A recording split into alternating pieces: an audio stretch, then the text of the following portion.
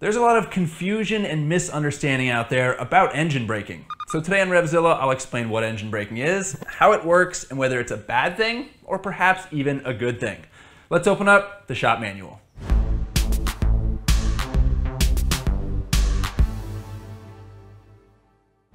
Okay, so engine braking. Engine braking is the process by which you close the throttle and you allow drag in the engine to slow the motorcycle down.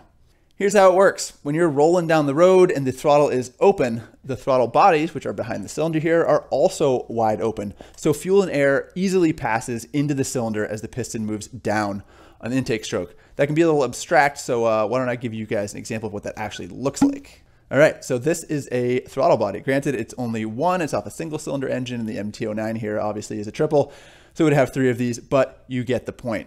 When the throttle is open, you've got a nice wide open bore. Obviously, the fuel and air is going to pass through that easily, but when you close the throttle, that throttle plate snaps closed, but the piston is still trying to do its thing. It's still moving down in the intake stroke, still trying to pull air and fuel into the cylinder, but it can't because it's doing it against a closed tube.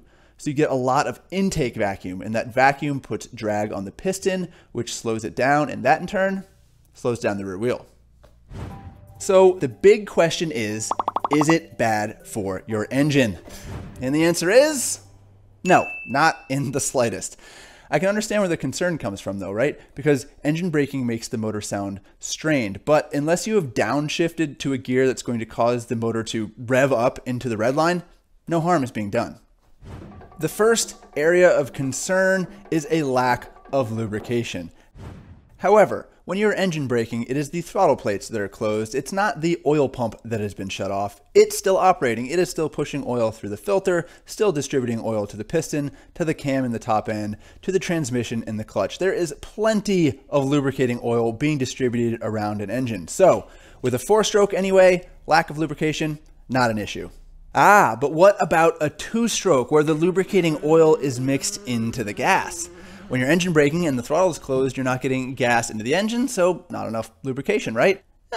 Kind of. The fact is there is plenty of residual oil in the engine to deal with a few moments of engine braking. The piston's not going to suffer, the crank's not going to suffer, everything is going to be fine. The only scenario I can potentially see engine braking with a 2-stroke being a problem is when you are using it to control your speed during a long descent, like going down a miles-long mountain pass.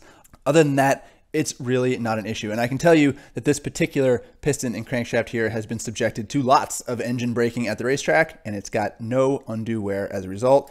It just wore out from living a good life. Next up, engine overheating.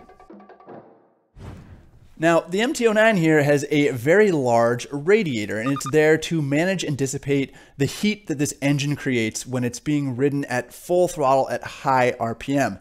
When you got the gas open, you're pouring a lot of fuel in the fire, lots of heat to deal with. When you're engine braking, there is little to no fuel being put on the fire, therefore there is less heat being created, so why wouldn't this cooling system be able to manage that? Less heat to manage, even though it is designed to deal with a lot of it. And frankly, it's the same scenario for an air-cooled bike. You're producing less heat from the engine while engine braking, yet air is still flowing over the cylinders, still drawing that heat away. So clearly, overheated engine as a result of engine braking, not an issue. And finally, there is the concern about clutch and/or transmission damage.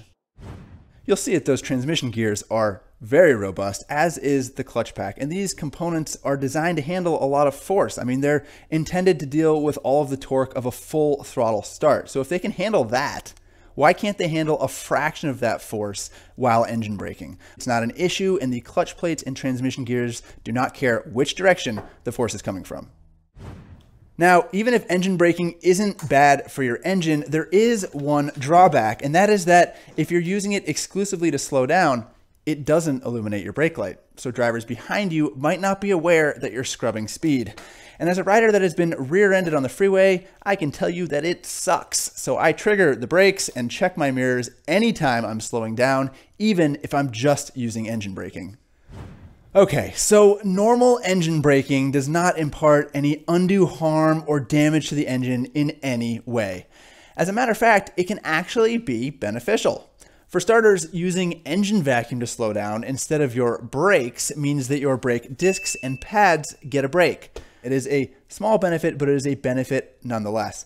And perhaps the most valuable use of engine braking is during long descents when it can prevent your brakes from overheating. If you open up your owner's manual, it probably even suggests using engine braking for that exact purpose.